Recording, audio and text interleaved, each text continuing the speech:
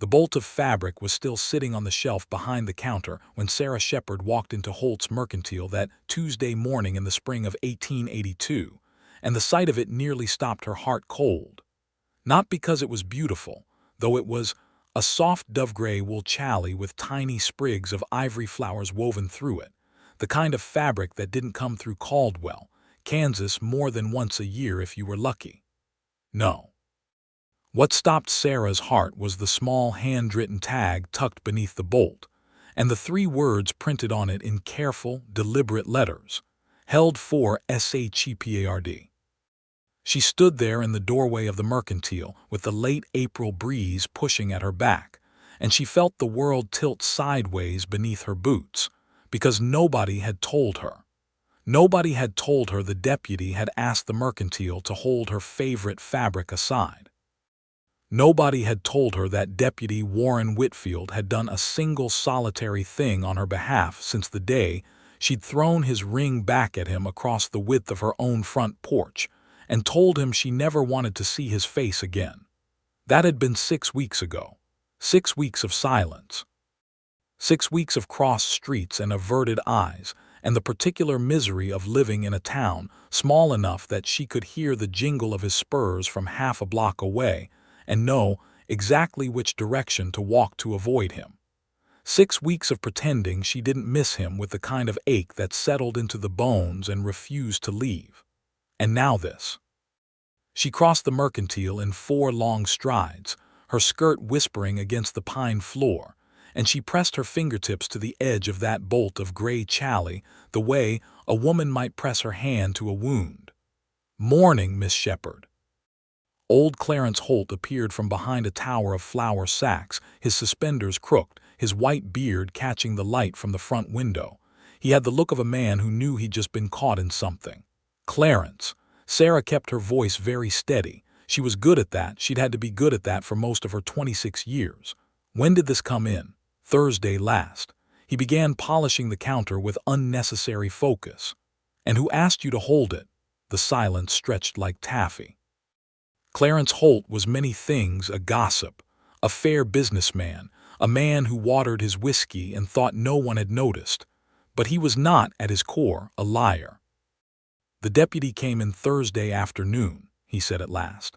"Asked me to set that bolt aside before it went out on the floor. Said he'd pay for it himself if you didn't come for it inside of 30 days. Sarah's breath left her in a slow, controlled exhale. The hidden motive she'd accused Warren of, the dark past she'd thrown in his face, the betrayal she'd believed with every fiber of her being.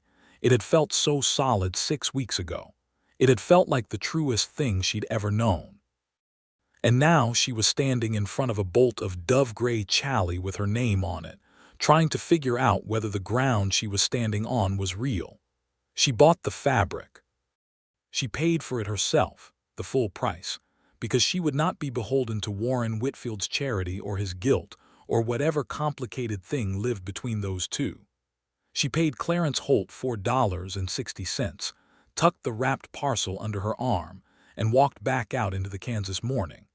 She made it half a block before she had to stop and lean against the side wall of the hardware store because her hands were shaking. It had started the previous autumn, which already felt like a lifetime ago. September of 1881. Sarah Shepard had come to Caldwell, Kansas 2 years before that, following her older brother Thomas, who'd set up a small freight operation on the edge of town. She'd come to keep house for him, to help with the books, to build something permanent in a place that was still raw and rough around the edges, but showed every sign of becoming something real. The cattle trade had made Caldwell prosperous in the way that prosperity arrived in Kansas towns, sudden and loud and slightly dangerous. She had not come looking for a man. She had done that once, back in Ohio, and the experience had left her with a particular wariness about handsome men who made large promises with great confidence.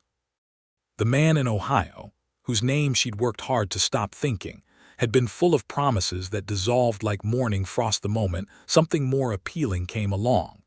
So Sarah Shepard had arrived in Caldwell with her carefully packed trunk, her small library of novels, her exceptional skill with a needle, and a firm resolve to need no one she couldn't afford to lose. And then September came, and with it, the cattle drive that had ended badly.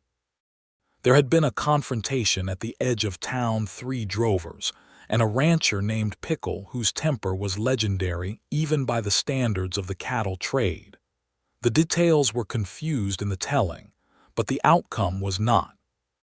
One of the drovers ended up in the street with a knife wound, 2 others were taken into custody, and the rancher was dragged into the sheriff's office by a deputy who had been, by all accounts, outnumbered 3-1, and had managed the whole situation with a combination of nerve and negotiation that had prevented what could have been a great deal worse. Sarah had watched from the doorway of the freight office where she'd been reviewing invoices with Thomas. She hadn't meant to keep watching. But there was something about the way the deputy handled it. Not the violence of it, not the authority of the badge, but the way he'd spoken to the wounded man first, the way he'd gotten down on one knee in the dirt without any apparent concern for his trousers and pressed his own folded bandana to the wound while calling back over his shoulder for someone to fetch the doctor. The way he'd spoken to the injured drover the entire time, low and calm and continuous, like a man who understood that the most important thing in that moment was to keep another person tethered to the world. She'd asked Thomas about him that evening. "That's Warren Whitfield," Thomas said, not looking up from his supper. "Been deputy here about 18 months, came up from Texas somewhere. Good man, better than most." High praise from Thomas Shepard, who was constitutionally incapable of enthusiasm. It had taken 2 more months before she and Warren Whitfield exchanged more than passing pleasantries at the post office or over the counter at Holt's Mercantile. November brought an early cold, and Sarah had found herself stranded in the Mercantile when a sudden ice storm turned the street into a treacherous mirror. She'd been there for the company, having already purchased what she came for, a packet of pins and a new thimble to replace the one she'd dropped between the floorboards of the freight office. Clarence Holt had retreated to his back room to organize invoices, and Warren Whitfield had pushed open the front door, stamped ice off his boots, and found himself equally stranded. He'd been polite, careful, the kind of careful that meant he was aware of something and choosing to respect it. He hadn't presumed, hadn't pushed, hadn't filled the silence with the particular brand of performative charm that Sarah had learned to distrust.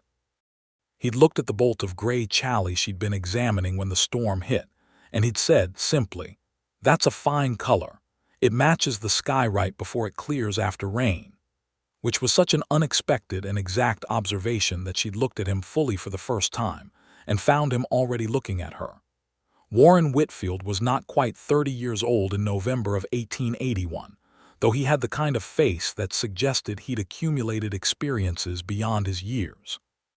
He was tall, lean in the way of men who worked hard and ate irregularly, with dark brown hair that needed cutting and gray eyes the color of the very fabric he'd just commented on. He had the large, capable hands of someone who'd grown up doing physical labor, and a scar along his left jaw that she later learned was from a mule and not from anything dramatic, which somehow made her trust him more rather than less. They talked for an hour and a half while the ice storm howled outside. She learned that he'd grown up in Central Texas, that his father had been a rancher who'd lost everything to drought and debt, that Warren had spent several years drifting between ranch work and law work in a series of dusty towns before finding his way to Caldwell. He learned that she'd come from Ohio, that she could read Latin and French because her mother had insisted on it, that she made her living primarily from her needlework, though she'd never quite admitted that to herself in those terms, and that she'd been to the theater exactly once and still thought about it regularly. By the time the ice storm cleared, something had shifted between them that couldn't be unshifted. It wasn't dramatic. It wasn't a bolt of lightning from a clear sky. It was quieter than that, and somehow more binding.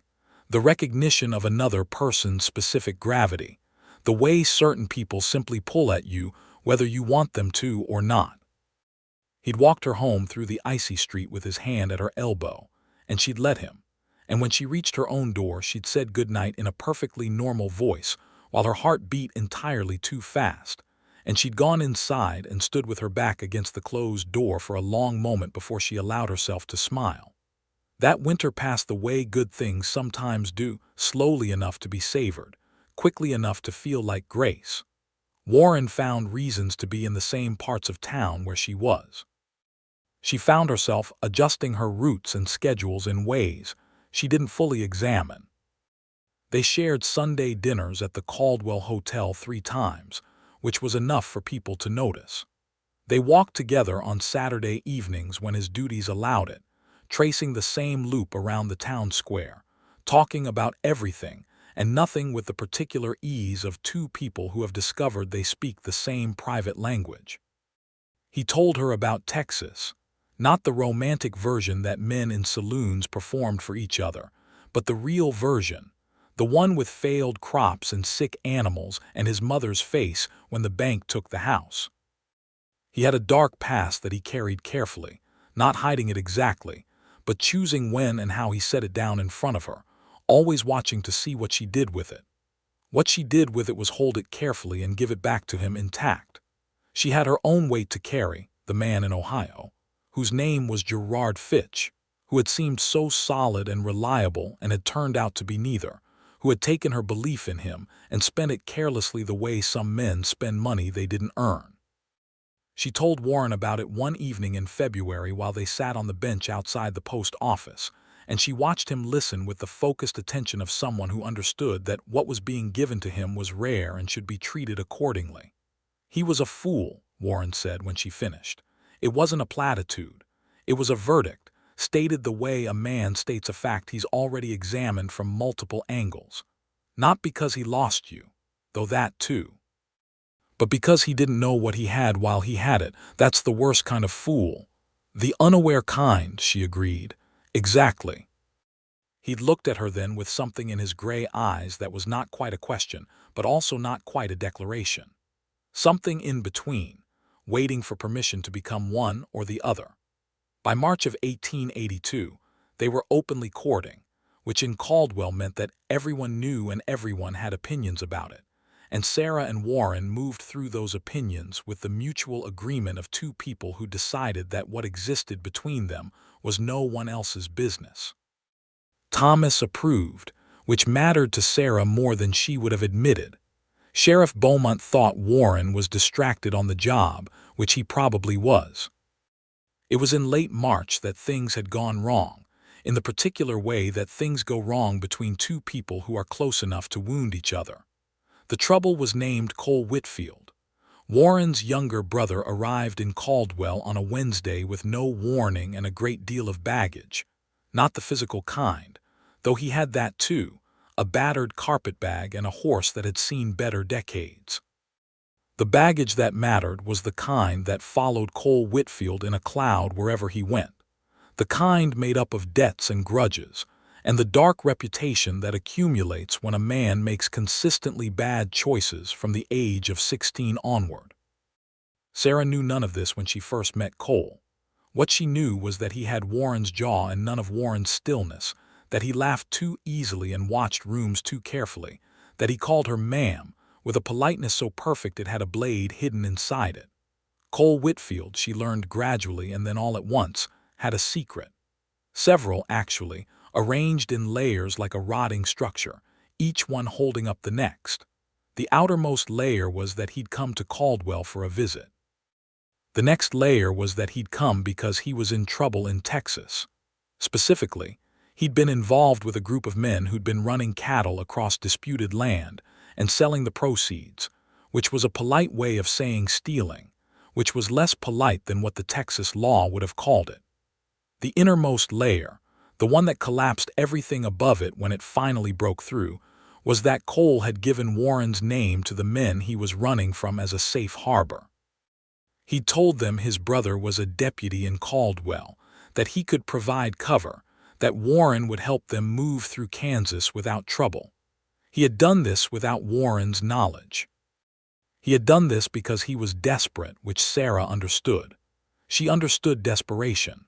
What she could not immediately understand, could not immediately separate from betrayal was that when she found out, overheard an argument between the two brothers in the back room of the freight office where Cole had taken up temporary residence, she had assumed the worst. She had assumed that Warren knew. That he had been using his position to facilitate something corrupt, that his careful attention to her had been in some part a calculated performance, that the dark past he described so honestly had been honest only in the service of building her trust for purposes she hadn't understood.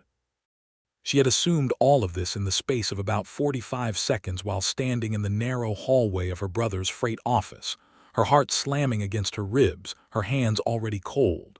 She should have asked. She knew that now, 6 weeks later, with the parcel of gray chali under her arm and the spring sun beginning to warm the top of her head. She should have turned around, walked back into that room and said, "Explain this to me," because that was what a woman who trusted someone did. That was what love looked like when it had any integrity at all. Instead, she had done what the ghost of Gerard Fitch had trained her to do. She had assumed betrayal before she looked for an alternative explanation. She had gone straight from overhearing a fragment of a conversation to a courthouse verdict. She had found Warren that same evening, outside the sheriff's office, and she had said things she could not unsay. She had called it deception. She had called it a hidden motive. She had said she'd known it was too good. She'd known there was something underneath it she wasn't seeing. She'd said that men who seemed trustworthy were the most dangerous kind because you didn't see what they were doing until they'd already done it. Warren had gone very still the way he did when something had hurt him enough to require full attention to manage. He had said, very quietly, "Sarah, I don't know what you heard, but I am not involved in anything Cole has gotten himself into, and if you'll let me explain," and she had not let him. She had put the ring he'd given her, a small gold band with a tiny chip of garnet, nothing extravagant, but given with the kind of seriousness that made extravagance irrelevant. She had put it in his hand and walked away, and she had held herself together all the way home, and she had sat down on her kitchen floor and wept with a completeness that surprised her. Because even as she was weeping, she knew. Not fully, not clearly, not in a way she was ready to act on, but she knew somewhere deep and uncomfortable that she had just done to Warren Whitfield exactly what had been done to her. She had looked at the evidence of his good character, the 18 months of it she'd watched from across a small town, the 5 months of it she'd experienced directly, and she had decided that one overheard fragment outweighed all of it. She had decided he was guilty before she gave him a chance to speak. The 6 weeks that followed were the quietest and most miserable of her time in Caldwell. Cole Whitfield had left town within 3 days of the confrontation, which she'd heard through Thomas, who heard everything eventually. The matter of the Texas men had been resolved. She didn't know how, and she didn't let herself ask, because asking would require her to admit that she was paying attention, and she was not ready to admit that. What she was ready to admit, standing now against the side of the hardware store with the spring light falling over her and the parcel of gray chali pressed against her ribs, was that Warren Whitfield had gone into the Mercantile sometime in the past 2 weeks and asked Clarence Holt to hold her favorite fabric aside. Not for him. Not to show her anything. Not as a dramatic gesture meant to force her hand. Just quietly, without telling her, without expecting anything in return. He had set something aside for her, the way you set things aside for people you love because you are thinking of them whether they want you to be or not. She pushed off the hardware store wall and started walking. Not toward home, toward the sheriff's office. She had to think about this. She had to think about what it meant and what she was going to do about it, and she thought better when she was moving. The town of Caldwell moved around her in its ordinary morning rhythms, the blacksmith's hammer ringing 2 streets over, a wagon loaded with lumber creaking toward the new buildings going up on the south edge of town, 2 women from the church committee standing outside the milliner's, who noticed Sarah walking with purpose and exchanged the look that meant they'd be discussing it over tea by noon. She walked past the sheriff's office. She kept walking. She walked to the edge of town where the prairie opened up, where the buffalo grass was starting to green, and the sky was the color of possibility. And she stood there for a long time and she thought. The truth, when she was honest enough to face it, was this. She was in love with Warren Whitfield. Not the comfortable fond regard that she'd confused for love with Gerard Fitch back in Ohio, but the real thing, the difficult thing, the kind that didn't ask your permission before it moved in and rearranged all your furniture. The kind that made you want to be a better version of yourself, not because someone demanded it, but because you could see clearly, in the reflection of how they saw you, who you were capable of being. And she had thrown it away because she was afraid. Not because of evidence, because of fear. Because she had a wound that had not fully healed, and she'd been protecting that wound so carefully and so long that she'd started protecting it from things that weren't threats. She had been so determined not to be made a fool of again that she had become, in the end, exactly the kind of fool she most feared being, the kind who destroys something good because she can't believe good things last. The question now was whether any of it was salvageable. She turned around and walked back to town. This time, she walked into the sheriff's office. Deputy Warren Whitfield was at the desk in the front room, writing something in the log, his head bent, his dark hair falling across his forehead the way it always did when he forgot to push it back. He looked up when the door opened, and for one suspended moment something moved across his face, something quick and controlled and then controlled again, before he settled back into the neutral politeness of a man who has decided that composure is the most dignified armor. "Miss Shepard," he said. She set the parcel of gray chally on his desk. He looked at it, he looked at her, he didn't say anything. "Why?" she asked. He set down his pen with the deliberate care of someone who is choosing every action consciously. "Because it's your favorite," he said, "and because it only comes in once a year, and it would have been gone by the time things settled between us. You assumed things would settle between us. I hoped they would." She looked at him for a long moment. She was aware that she was about to say something that could not be unsaid, the same way the thing she'd said 6 weeks ago could not be unsaid. The difference was that this time she was going to be telling the truth rather than running from it. "I was wrong," she said. "I heard part of a conversation, and I filled in the rest with my own fears, and I treated you as though you were guilty of something without giving you the chance to tell me otherwise. That was not fair. It was not what you deserved from me. I am sorry, Warren." The quiet that followed was different from the quiet she'd been living in for 6 weeks. That quiet had been cold and full of absence. This one was warm and full of something carefully held. "Cole came to me the same day you came to me," Warren said. "The afternoon before your visit that evening. He told me what he'd done, told those men my name. I was furious with him. I told him he had until morning to leave Caldwell and sort out his own mess, and that I would not be protecting him or providing cover for anything, and that he'd used my name without my knowledge or my consent." He paused. "That's what I wanted to tell you that evening, that I knew nothing about it until that afternoon." "I know that now," she said. "How?" "Because I know you." She said it simply, without performance. "I knew it 6 weeks ago too, if I'm honest. I just wasn't ready to know it." Warren stood up from behind the desk. He was a tall man and the office was not large, and when he came around the desk there was perhaps 4 feet of air between them. He stopped there, giving her that careful distance, the same thoughtfulness she'd seen from him since the very beginning, the awareness of her that expressed itself as respect rather than pressure. "I kept expecting you to come back," he said. "First week, 2 weeks. I told myself each morning that I wouldn't." He stopped. "I bought that fabric the Thursday after you left because Clarence mentioned it had come in and I remembered what you'd said about it last autumn. I figured if you came back, you'd want it. And if you didn't, I'd paid $4.60 to a good man, which wouldn't be the worst thing I'd ever done with money. I paid for it myself," she said. "I know you would." And there it was, that quiet, exact understanding of who she was, that attention to the specific details of her character, that thing he'd been doing since November that made her feel, for the first time in her adult life, genuinely seen.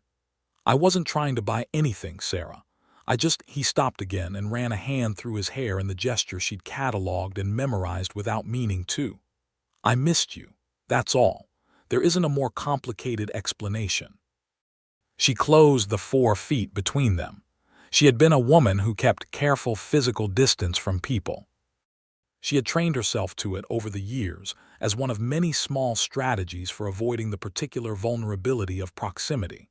She reached up now and put her palm flat against his chest, over his heartbeat, and she felt him go very still under her hand the way an animal goes still when it understands that the thing approaching it is not a threat. "I missed you too," she said. "I've been miserable." He covered her hand with his, and the warmth of it went through her like the first real day of spring. "I owe you something," he said. "What?" An honest question. He looked at her steadily, his gray eyes clear and serious. "I was going to wait because the timing seemed wrong. But I've been considering the question since January, and I think I'd rather ask it now than wait any longer and risk missing the moment again." Sarah's heart was hammering. "Ask it. Will you marry me, Sarah Shepard?" She looked at him for a long beat. This man with his careful hands and his honest eyes and his dark past worn openly. This man who had come down on one knee in the dirt for a wounded stranger's sake. This man who had gone into a mercantile and asked them to hold a bolt of dove-gray fabric because he was thinking about a woman who had been cruel to him, and he was thinking about her happiness anyway. "Yes," she said. "Absolutely yes." The way he smiled was something she decided then, that she would spend a great deal of her life working to see again. It started slow, the way sunrise starts, and by the time it was fully there it had changed his entire face into something unguarded and bright, and he brought her hand up to his lips and kissed it with a formality that was somehow also entirely tender. And then without any formality at all, he pulled her close and she went willingly, pressing her face against his shoulder, feeling the solidity of him with something that was relief and recognition and homecoming all at once. "I have to tell you something," he said against the top of her head. "Tell me, Cole is fine." Sorted it out. The men he was running with turned out to have bigger problems than Cole's mess. There was a federal matter that took their attention elsewhere. Cole's in New Mexico now, working cattle for a legitimate operation. "That's good," she said. "I wrote to him about you after you came back." He paused. "Before you came back, I wrote to him in March, said I'd found the woman I intended to marry if she'd have me." She lifted her head and looked at him. "You wrote that in March?" "I was optimistic." She laughed, and the laugh surprised her with how good it felt, how physical the relief of it was. She'd been so careful with herself for 6 weeks, so disciplined about not feeling too much in any direction, and now the feeling was coming back all at once, warm and enormous and entirely worth every bit of the vulnerability it required. "The question of the ring," she said, practical even in this moment. "I have it," he said. He reached into his vest pocket and held it out, the small gold band with its chip of garnet, which she'd put back in his hand 6 weeks ago and which he'd apparently been carrying ever since. "I kept it because I told myself I was going to need it again eventually." "Optimistic," she said. "Stubborn," he corrected. She took the ring from his palm and held it for a moment, feeling the weight of it, which was slight, and the meaning of it, which was not. Then she gave it back to him and held out her left hand, and he put it on her finger with the same deliberate care he brought to everything, and when it was on she looked at it for a long time. Clarence Holt, when she stopped at the Mercantile to tell him on her way back, took the news with the calm of a man who had seen it coming for months and had told his wife as much. He shook Warren's hand with both of his, and gave Sarah a packet of dried lavender from behind the counter, with the air of a man making a ceremonial gift. Thomas Shepard received the news that evening with the particular form of approval that expressed itself in Thomas as extra helpings at supper, and an offer to pay for the wedding breakfast, which Warren insisted was unnecessary, and Thomas insisted was not. They arrived at a compromise in which Thomas paid for half of the wedding breakfast and Warren paid for the other half, and Sarah resolved to have a very nice wedding breakfast. They were married in June of 1882. On a Saturday morning, when the Kansas sky was the exact blue that made you understand why people had been willing to cross a continent to get here. The ceremony was in the small white church 2 blocks from the Mercantile, performed by Reverend Calloway, attended by most of Caldwell, because most of Caldwell had an opinion about this marriage and wanted to witness the conclusion of it. Sarah wore a dress she'd made herself from the dove-gray challis, which seemed right in a way that pleased her every time she thought about it. Warren wore his good suit, which she'd let out at the shoulders in the weeks before the wedding because it had been pulling there, and she couldn't allow that to stand. He looked, she thought, standing at the front of the church with his gray eyes fixed on her as she walked up the aisle on Thomas's arm, exactly like a man who understood what was happening and was choosing it with his full attention. No performance, no theater, just the real thing looked at directly. The vows, when they came to them, were the traditional words that the Reverend provided, but Sarah and Warren had added a line each, privately agreed upon in advance. Hers was, "I will trust you with what I know and what I fear, and I will ask before I assume." His was, "I will keep setting things aside for you in whatever form that takes." Clarence Holt, sitting in the 3rd row, was seen wiping his eyes and denying it. Sheriff Beaumont, in the 2nd row, was heard telling his wife that he supposed this explained why Warren had been distracted for months, and that perhaps now things would improve. After the ceremony, in the bright June afternoon outside the church, Sarah stood with her husband's arm around her shoulders and looked at the town of Caldwell, the dusty Main Street, the Mercantile with its wide front porch, the sheriff's office where they'd had their first honest conversation in months, the edge of the prairie visible at the end of the street where she'd stood and thought herself back toward courage. And she felt something settle in her that had been unsettled for a very long time. She had come to Kansas to build something permanent. She had not imagined it would look like this. But permanence, she was learning, rarely looked the way you imagined it when you were imagining it from a distance. Up close it was more ordinary and more astonishing, more specific and more true. "What are you thinking?" Warren asked, because he always asked this because he was genuinely interested in the answer. "I'm thinking that I was lucky Clarence Holt had that fabric in stock," she said. Warren laughed, and the sound of it moved through her like music. "Seems like an odd thing to be grateful for." "No," she said, "it seems exactly like the right thing to be grateful for." The summer that followed was the best of Sarah's life, and she'd had some good ones. They set up house in the place Warren had been renting on Maple Street, 2 stories, 4 rooms, a kitchen with a south-facing window that caught the afternoon light, and a yard where she immediately began planning a garden. He was not, it turned out, a man who left things in disarray, which she'd suspected and was glad to confirm. He had books. He had more books than she'd expected. A shelf of them in the front room, Texas history, a well-worn Bible, several novels including a copy of David Copperfield that he'd clearly read multiple times given the condition of its spine. She added her books to his and they stood together on the shelf, and this seemed symbolic of something. Warren continued his work as deputy, which she understood was not a simple or a safe occupation. Caldwell in 1882 was a cattle town at the height of its activity, the Kishom Trail still running cattle through in considerable numbers, the tensions that came with that, the transient population of drovers and cowboys and gamblers, and the various species of trouble that followed where those men gathered. There were dangerous days, and she did not pretend otherwise. She learned to read the quality of his silence when he came home in the evenings, the difference between the silence that meant the day had been long but manageable, and the silence that meant something had happened and he was still processing it. She learned to have supper ready, but not to press him to eat it before he was ready. She learned that the best thing she could do on the difficult days was sit near him and read, providing presence without demand, and that in 20 or 30 minutes he would usually begin to talk. He learned her patterns with equal attention. He learned that she did her most intricate sewing in the afternoons and did not appreciate interruptions then, but that she genuinely wanted to hear about his day at supper, and he should not give her the edited version.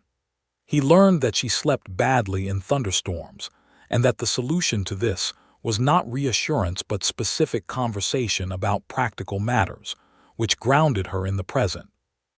He learned that she had an extraordinary memory for detail, and that citing specific observations was the most reliable way to make her feel genuinely heard.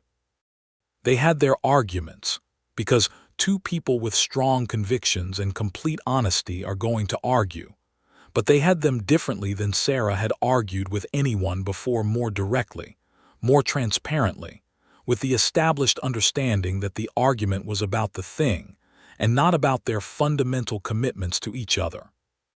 They had argued once in August about whether Warren should apply for the sheriff position that was opening up in a neighboring county, larger jurisdiction, more pay, more status, but a move to an unfamiliar town.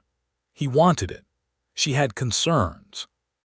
They talked it out over 3 evenings, fully and without either of them conceding points they actually believed, and in the end Warren had decided against applying, not because Sarah asked him to, but because when he laid out all the reasons clearly, he found that the roots he was putting down in Caldwell mattered to him more than the promotion.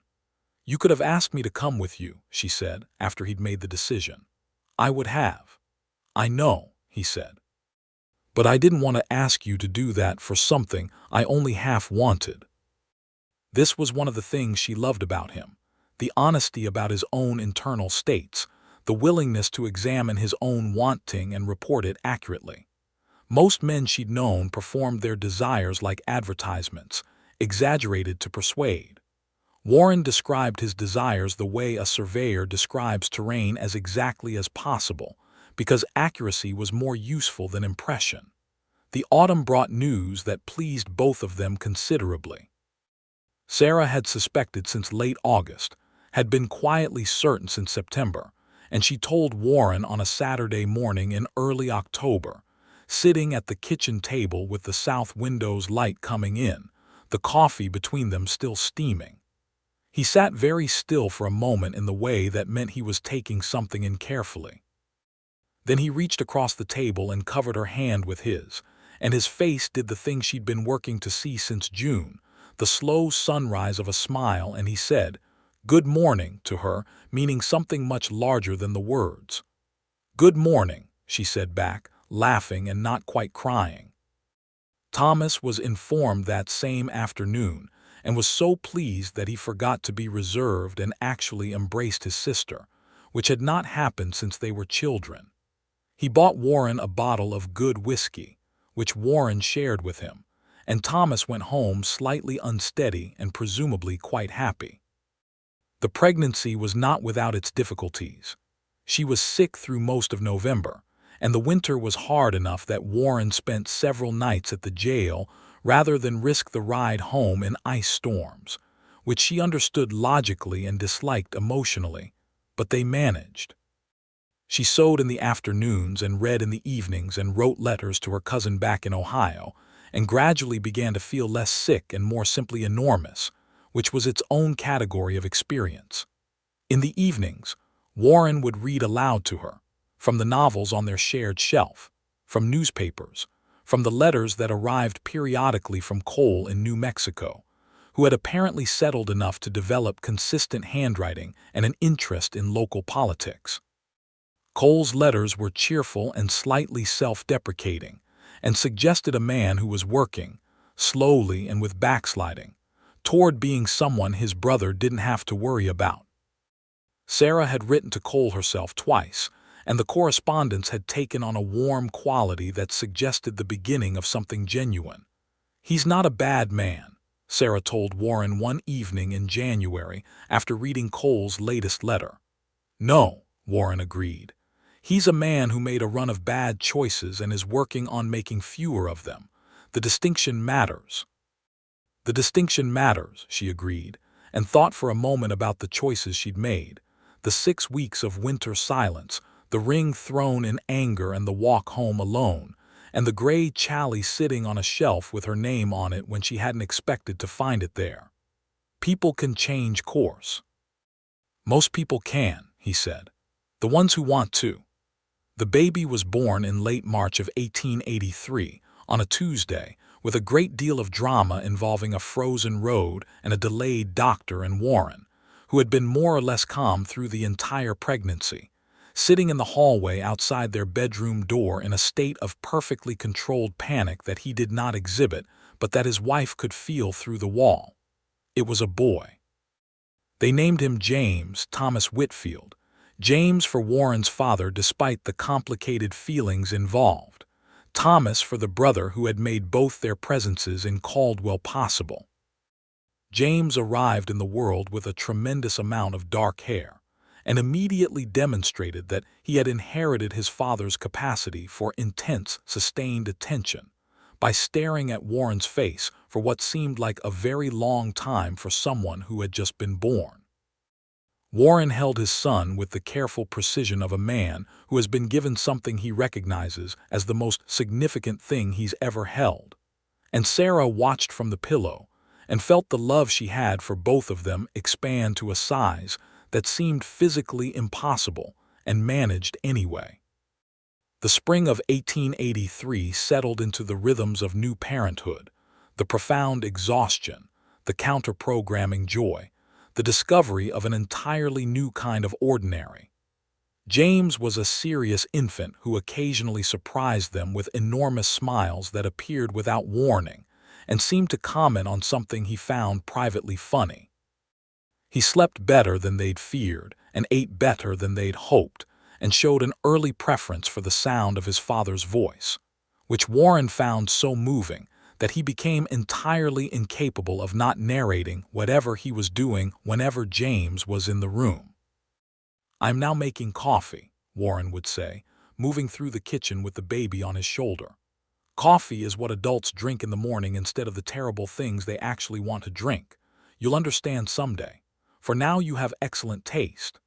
Sarah would stand in the doorway of the kitchen and listen to this and feel something so large and warm she didn't have a precise word for it in any of the 3 languages she had access to. The summer brought a development that none of them had anticipated. Sheriff Beaumont announced his retirement in July. He'd been talking about it for 2 years but had always found reasons to delay, and now he'd found an actual reason to stop delaying, which was that his wife's health required a move to a drier climate, and she'd waited long enough. The position of Sheriff of Caldwell, Kansas, was open. Warren came home on a Wednesday evening in late July with the particular quality of silence that Sarah had learned to read as something significant being held carefully. She waited. They had supper. James, now 4 months old, sat in the cradle Warren had built for him in the front room and regarded the ceiling with great seriousness. She cleared the table and made coffee and sat back down across from her husband, and she looked at him. "Say it," she said. He looked up. "Beaumont suggested I put my name forward for the position. Have you thought about it all day?" And he was quiet for a moment. "I'd be good at it," he said, not arrogance, assessment. "You would be," she agreed. "It's more responsibility, there are aspects of it that carry more risk." He said this the way he always said difficult things to her. Directly, clearly, because he had decided that she deserved to see the full picture and make her own assessment, not the edited version curated to produce a particular reaction. "I know what a sheriff does," she said. "I know you know." He looked at her steadily. "I'm not asking permission, Sarah. I'm making sure we're deciding this together." She looked back at him with equal steadiness. This was what they had built, what they had chosen, the particular architecture of their life together, not the traditional version in which the man decided and the woman accommodated, but something more honest than that, something that required more of both of them and produced, she believed, more in return. "I think you should do it," she said. "I think you've been doing the job already, in most of the ways that matter, for the past 2 years. I think Caldwell is better served by you having the authority that corresponds to the responsibility you're already carrying." She paused. "I also think you want it." He allowed a small smile. "I want it." "Then want it and pursue it. James and I will manage." She met his eyes. "And Warren, you should know that I am not frightened by this. I understand what comes with it. I am not asking you to be safe above all things. I'm asking you to be careful, which is different, and you already are." The way he looked at her in that moment was something she wanted to be able to describe with more precision than she possessed. It was not surprise, he'd long since stopped being surprised that she understood him accurately. It was something more like gratitude, the particular kind that arrives when someone loves you in the form that actually fits rather than the form they've constructed for their own comfort. Warren Whitfield was elected sheriff of Caldwell, Kansas in the autumn of 1883 by a margin that surprised only the people who hadn't been paying attention. He took the badge with the gravity appropriate to it, and Sarah stood beside him at the small ceremony in front of the courthouse with James on her hip, and she watched her husband become officially what he had already been in character, and she thought that trajectory, the long arc of a good person becoming the best version of themselves, was perhaps the most beautiful thing she'd ever witnessed. The life they built in the years that followed was not without trouble. No honest life is. There were the ordinary difficulties of frontier existence in a cattle town, the unpredictable economy, the challenges of maintaining order in a place where so many people were passing through with no investment in the peace of it, the hard Kansas winters and the dry Kansas summers, and the perpetual conversation about water rights and grazing land that underlay everything else. There were difficult cases. Warren came home with the weight of them sometimes, and Sarah learned to sit with that weight without trying to lift it prematurely, to let him process at his own pace, to be present with the reality of what his work involved rather than creating a domestic fiction in which it was separate from their life together. There were personal difficulties, too. Sarah's brother Thomas suffered a severe illness in the winter of 1884 that kept him bedridden for 2 months and threatened the freight operation in ways that required significant rearrangement. Warren worked extra hours so that Sarah could give more attention to the business side, a situation neither of them had planned for but both of them managed without complaint, because that was how they decided to live. Thomas recovered fully by spring, thinner, and more appreciative of continued existence than he'd been before, and the freight operation recovered with him. Cole Whitfield visited in the summer of 1884 and was so changed from the man she'd first met in the freight office hallway that Sarah needed a few hours to fully reconcile the two versions. He was quieter now, less performance, more presence. He brought a gift for James, a carved wooden horse that he'd made himself, which was surprisingly beautiful, and which James immediately adopted as his most treasured possession. Cole stayed for a week, helped Warren with 2 fence repair jobs that had been waiting on the list since March, and left with the kind of leave-taking that promised return. He did return, twice a year after that, and each visit built more of the foundation of something real and lasting between them all. It was on Cole's second visit, in the spring of 1885, that Sarah told Warren she was expecting again. They told Cole at supper that same evening, and Cole, who had developed, over the course of several years of genuine effort, the capacity for uncomplicated joy, immediately stood up from the table and shook Warren's hand with both of his and said, "That boy of yours is going to be an excellent older brother," with such total confidence that James, who was 2 years old and currently occupied with his wooden horse, looked up and seemed to feel the gravity of the occasion without understanding its content. The second child was a girl. They named her Clara Frances Whitfield, Frances for Sarah's mother, Clara because Sarah had always loved the name and Warren agreed it suited. Clara arrived in November of 1885 with even more drama than James had managed, which Sarah had not thought possible but which Clara, demonstrating early her fundamental character, appeared to have arranged deliberately. She was fair where James was dark, loud where he was quiet, relentlessly expressive where he was thoughtfully contained, and she was, from her first week of existence, entirely and completely herself in a way that suggested a person of formidable future personality. James, upon being introduced to his sister, studied her for a long time with his father's serious gray eyes and then announced, with the authority of a 2-year-old who has made a final judgment, "Small." Warren had written this down in the journal he'd been keeping since James was born, a log of notable observations, and Sarah had laughed until she cried, and the four of them had been a family from that moment forward with the full weight of the word. The years settled into a shape. Caldwell continued to grow and change around them. The cattle trade that had defined the town in the early 80s began to shift as barbed wire and settlement changed the nature of the plains.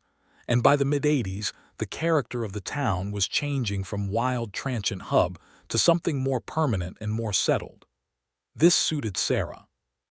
The Caldwell she had come to in 1879 had been raw and uncertain, and the Caldwell she moved through in 1886 was still rough around the edges but was beginning to accumulate the institutions of a permanent place. A school that James would be starting in the fall, a new church with a bell tower, a second doctor, a newspaper that was actually attempting journalism rather than merely advertising. Holt's Mercantile had added a second room. The fabric selection had improved considerably.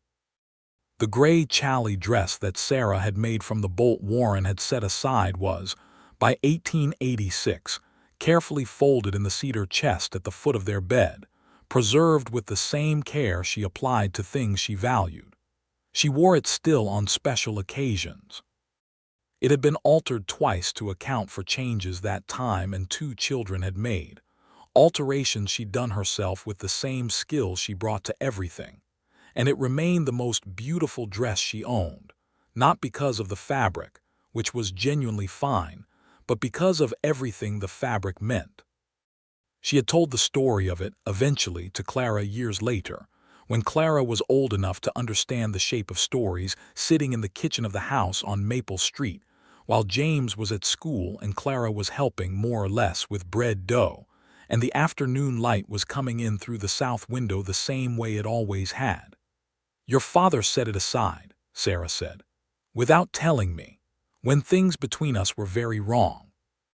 He was thinking about what I needed even when he had every reason to stop thinking about me." Clara, who was at an age that found declarations of love somewhat embarrassing when they concerned parents, asked, "Why?" Sarah considered this. Outside, she could hear Warren in the yard, talking to James about something. She could hear the murmur of his voice, the specific cadence of him explaining something to his son with the full attention he always brought to things, and she felt the accumulated weight of years of that voice in all its contexts. The voice that had told her to look at the fabric the color of the sky. The voice that had gone quiet and careful when she'd thrown the ring at him. The voice that had said I was going to need it again eventually. "Because that's what love looks like," she said. "It's not always the large gestures, it's setting things aside. It's being thoughtful about someone when you don't have to be, when you might have given up, when it would be easier not to care." She paused. "It's knowing what a person loves and protecting it for them even when they haven't asked you to." Clara was quiet for a moment, pressing her small hands into the bread dough. Then she said, "I want someone who does that." "Then look for someone who pays attention," Sarah said. "Not to themselves, to you." Outside, Warren's voice had risen slightly, and then James laughed, the easy, bright laugh that Clara had inherited, and James deployed more sparingly but with full force when it came. Sarah tilted her head toward the sound and felt the specific happiness that belongs to the moment when you understand that your life is, in fact, the life you wanted, not in the vague and general sense of comfort and security, but in the precise and particular sense of knowing exactly what you have and choosing it actively, every day, with full understanding of what choosing it costs and what it gives in return. That evening, after supper, after the children were settled, James with his current book, which he'd been working through methodically since learning to read, Clara with the wooden horse that had once been James's, and which she'd commandeered with his resigned permission. Sarah and Warren sat on the back steps of the house on Maple Street in the late June evening, the way they'd made a habit of sitting in good weather. The sky above the Kansas prairie fading through orange and gold, and the particular deep blue that came just before dark. "James asked me today what I thought was the most important thing about doing the job," Warren said. What did you tell him? I told him the most important thing was remembering that the people involved are never abstractions. They're specific people with specific lives that matter. The moment you start thinking in categories instead of people, you've started making decisions for the wrong reasons. She leaned against his shoulder. He put his arm around her. This was the ordinary architecture of their evenings, the accumulated weight of its 7 years of evenings, each one laid on the last, building towards something that had no dramatic peak because it didn't need one. It was already everything. You're going to end up running for county commissioner, she said. Absolutely not. Thomas thinks you should. Thomas is an optimist who has recently gotten very comfortable with other people's effort, she laughed. He's proud of you. I know, he was quiet for a moment. I'm proud of him too. He built something real here, took someone with no particular reason to stay somewhere and built reasons. We all did that, she said. He looked at her in the way he'd been looking at her for years, that particular quality of attention that hadn't diminished with time the way she'd half feared it might, that seemed if anything to have become more specific and more certain with every year's accumulation of what they knew about each other. Yes, he said, we did. The Caldwell newspaper ran a piece in the summer of 1887 about the development of the town, the transformation from cattle hub to settled community, the institutions taking shape, the families putting down roots. The journalist, a young man from St. Louis who'd come west with an assignment and a quantity of romantic expectations that the actual West was systematically demolishing, interviewed Sheriff Warren Whitfield about law and order on the frontier, about the nature of justice in a transitional community, about the challenge of holding a shifting population accountable to standards they hadn't all agreed to. Warren gave careful, thoughtful answers that made it into the paper with more accuracy than most newspaper accounts of conversations managed. But the sentence that Sarah read 3 times, sitting at the kitchen table with the newspaper and her morning coffee, was not about law or justice or community standards. The journalist had apparently asked Warren, as a final question, what had made the difference in his decision to put down roots in Caldwell rather than continue moving, as so many men of his type did. Warren had said, I found someone who was worth staying for. That changes the whole calculation. Sarah folded the newspaper, set it on the table, and sat for a moment with her coffee. Worth staying for. The weight of those words, the simplicity of them, the way they contained within them the whole long story, the ice storm, the November light, the gray chally, the ring thrown in anger, the ring back on her finger, the boy with his wooden horse, the girl with her father's patience and her mother's practicality, the evenings on the back steps watching the Kansas sky. The years of conversations that had built between them, something more real and more durable than anything she'd imagined when she'd packed her trunk in Ohio and decided to follow her brother to a raw town on the prairie. Worth staying for. She put the paper in the cedar chest with the gray dress, which was where she kept things she wanted to preserve. That autumn, in October of 1887, they had their 3rd child. Another boy whom they named Robert Cole Whitfield, the middle name a gesture toward Cole that produced in him, when the letter arrived in New Mexico with the news, what his responding letter described as a very significant response that he was too dignified to describe more specifically. Robert was quieter than Clara and more observant than either of his siblings at the equivalent age, and he had his mother's dark hair and his father's stillness, and the particular quality of attention that seemed to run in the family like a genetic inheritance, more reliable than eye color. Cole came for a visit the following spring and held his namesake nephew with the focused care of a man who understood what was being trusted to him, and Warren watched his brother hold his son and Sarah watched Warren watch, and she thought, this is what people mean when they say that things worked out. Not that nothing hard happened. Not that every choice was perfect or every moment clean. But that the people you love are still here and the harm that could have been is not, and the life you are living is one you built deliberately, with someone who deserved the building. By the early 1890s, Caldwell had changed considerably from the cattle town that Sarah had arrived in 13 years before. The great cattle drives had largely ended. The combination of barbed wire, railroad expansion, and the closure of the open range had transformed the economics of the plains, and the town that had thrived on the passing trade of the trail was reshaping itself for a different future. Some people left. Many stayed. New people came, farmers, merchants, the various species of settler drawn by the Homestead Act, and the persistent human conviction that somewhere just ahead was better land. Warren served as sheriff through these changes, navigating the particular challenges of a community in transition, the tensions between old ways and new, the adjustments required when the economy shifts, and not everyone shifts with it. He was good at holding the middle, at seeing multiple perspectives without losing his own, at the particular form of authority that comes from being trustworthy rather than merely powerful. Sarah continued her sewing. It had grown over the years from a private occupation to a genuine small business, with women in Caldwell and the surrounding area bringing her the work they trusted only to skilled hands. She had never thought of herself as a businesswoman, but the evidence suggested otherwise. She kept good records, maintained quality without pretension, charged fairly, and had an almost frightening ability to look at a woman's figure and know immediately what would suit her and what would not.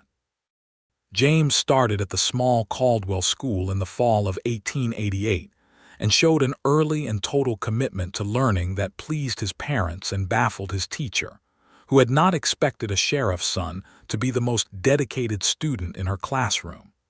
He was 7 years old and had already read more than several of the adults in town. Warren watched this development with a combination of pride and the particular delight of a man who sees something of himself in his child and recognizes that the best version of it is being expressed.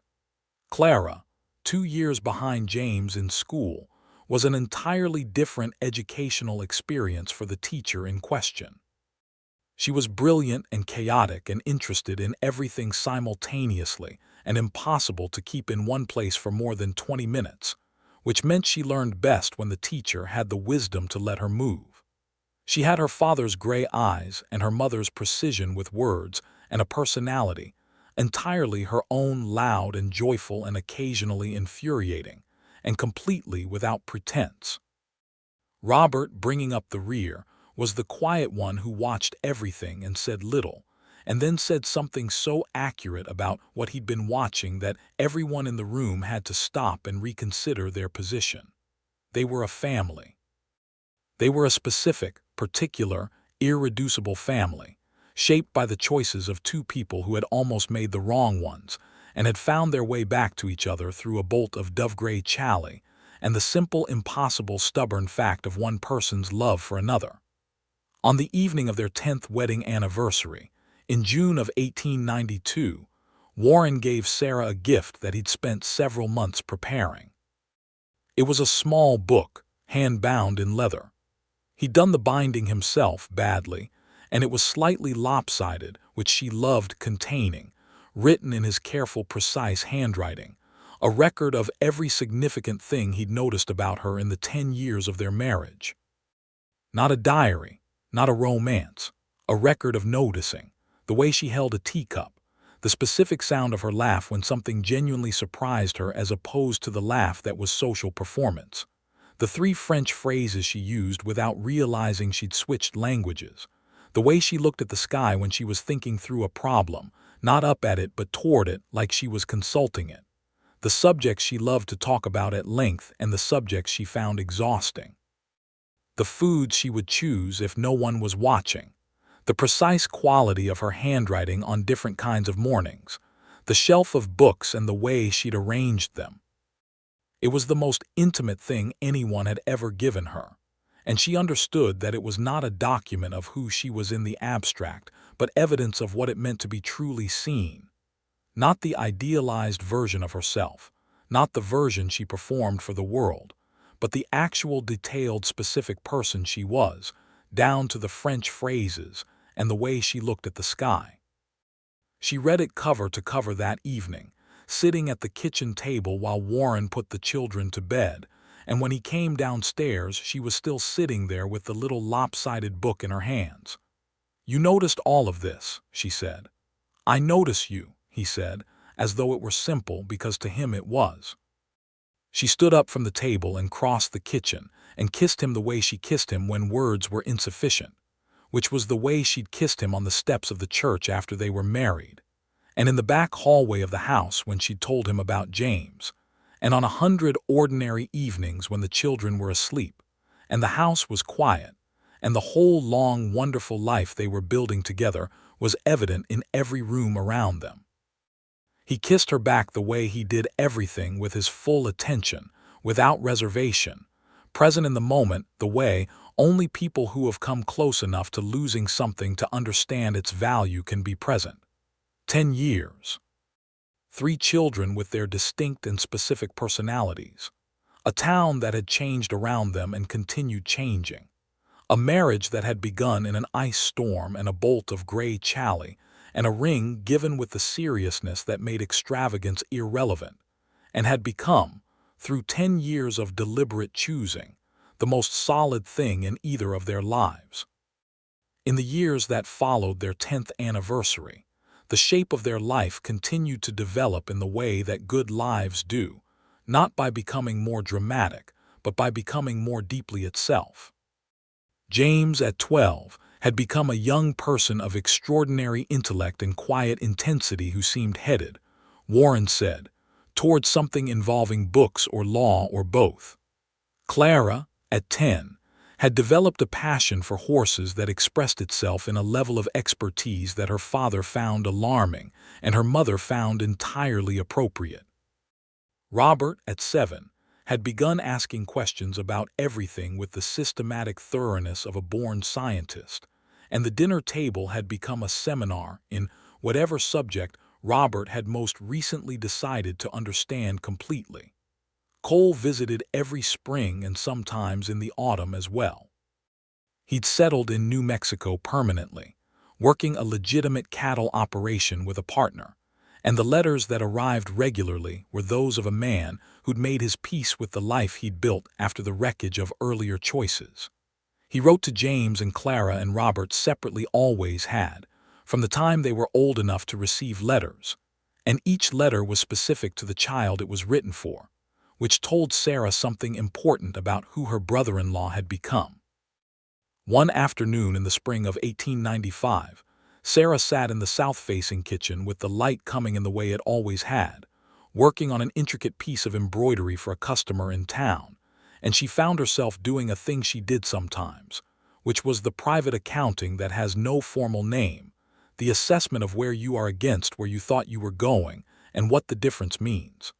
Where she'd thought she was going at 24 had been somewhere safe, somewhere manageable, somewhere the losses of Ohio couldn't reach her, because she'd put enough distance between herself and the capacity to be hurt by another person's choices. She'd thought she was building independence, and she'd been right that she was building something, but she'd been wrong about what it was. What she'd actually been building, without quite meaning to, was the capacity to be known, to be seen fully and remain, to let someone understand her completely, and find that being understood was not the trap she'd feared but the thing she'd needed most. A bolt of gray chally with her name on a tag. A ring in a man's vest pocket for 6 weeks against all reasonable hope. A book of noticing, lopsided in its binding, full of the accumulated proof of being paid attention to by someone who found the paying of attention to be its own reward. She set down her embroidery and looked out the south window at the Caldwell afternoon, the familiar particular blue of the Kansas sky, and she thought, I was very lucky. Not the passive luck of circumstance, though there was some of that. The active luck of the choices made when it would have been easier not to make them. The choice to walk back to town instead of staying at the prairie's edge. The choice to push open the door of the sheriff's office and set the parcel on the desk and say the thing that needed to be said. The choice, made every day in small ways and occasionally in large ones, to trust what the evidence actually showed rather than what fear suggested it might mean. She was 41 years old in 1895, and she was more herself than she had ever been, and she lived in a house where she was known, and she was loved by a man who had decided, sometime between November and January of 1881 and 1882, that she was worth staying for, and had been proving it ever since in 10,000 acts of specific attention. The fabric held aside and the ring kept, and the book of noticing and the evenings on the back steps, and every conversation that chose honesty over convenience, and every moment of being looked at with gray eyes that had never once looked at her with anything other than the full and genuine regard that she'd been so afraid once to believe she could trust. That evening when Warren came home, she was still sitting by the south window. He came into the kitchen the way he always came home. He had a particular way of entering a room she was in, a slight pause in the doorway, as though he was taking a moment to appreciate that she was there. 13 years, and she'd never once taken that pause for granted. "Long day?" she asked. "Not very." He hung his hat on the hook by the door and came to sit across from her, the familiar, easy movement of a man in the room where he most wanted to be. Quiet one, mostly. The Hendersons resolved that fence business without me having to threaten anyone, which I appreciate. A quiet Tuesday in Caldwell, Kansas. James is staying late at the school. Mr. Pratt has him helping with the younger students on Wednesday afternoons now. I heard. He was watching her with the attention that still, after all these years, made her feel the specific warmth of being genuinely regarded. "You're thinking about something." "I was doing the accounting," she said. "What kind?" She looked at him. "The kind where you assess where you are against where you thought you were going." He leaned back in his chair and waited, because he was a man who understood that some things needed space to arrive on their own terms. "I came here because Thomas was here," she said. "And because Ohio had become somewhere I needed to leave. I thought I was building safety, distance, a life that didn't require trusting anyone with anything important. And instead," she smiled, "and instead I got stranded in a Mercantile in an ice storm and talked to a deputy for an hour and a half, and then I spent the next 13 years being known better than I'd thought was possible by someone I very nearly threw away because I was afraid." Warren was quiet for a moment. Then he said, "You didn't throw it away. I tried. Trying and doing aren't the same." He reached across the table and covered her hand with his, the same gesture he'd made over a decade ago, and his hand was the same and different, more marked by years, more settled in its familiarity with hers, but carrying the same warmth it had always carried, the same specific intention. "You came back. You held the fabric aside," she said. He smiled. "Seemed like the thing to do." "It was exactly the thing to do," she said. Outside, Clara could be heard coming back from the stable, talking loudly to someone, probably Robert, who had apparently accompanied her, and was now receiving a detailed lecture on something equine. James would be home before dark, carrying whatever book he was currently working through. The house would fill with the specific noise of their children, each one recognizably themselves, each one carrying something of the two people who had made the choices that made them possible. Sarah turned her hand under Warren so that her fingers laced through his, and she held on, the way you hold on to things you know are worth holding, with the easy certainty of long practice, with the full understanding of what you have. The kitchen light was gold in the late afternoon. The south window showed the sky going toward its evening colors. On the shelf in the front room, their books stood together the way they had since their first autumn in this house, hers and his, and now the children's added to them, a whole accumulated library of the people they'd been and were becoming. The gray dress was in the cedar chest at the foot of their bed, folded with care, preserved with the intention of keeping. The little lopsided book sat on the bedside table on Sarah's side, where she could reach it when she wanted to read herself to sleep with evidence of being known. The ring with its chip of garnet was on her finger, where it had been since the morning she'd walked into the sheriff's office with a parcel under her arm and said the things that needed saying, and where it would remain for the rest of her life. A small, precise thing that weighed almost nothing and meant everything. Warren Whitfield had set aside something she loved when he had no guarantee she was coming back for it. Sarah Shepard had come back for it. And from that act of preservation and that act of return, everything, the house and the children and the evenings on the steps and the years of choosing each other and the whole long, beautiful accumulating life, everything had followed. It was, she thought, squeezing the hand that held hers, the best story she knew. And it was still going.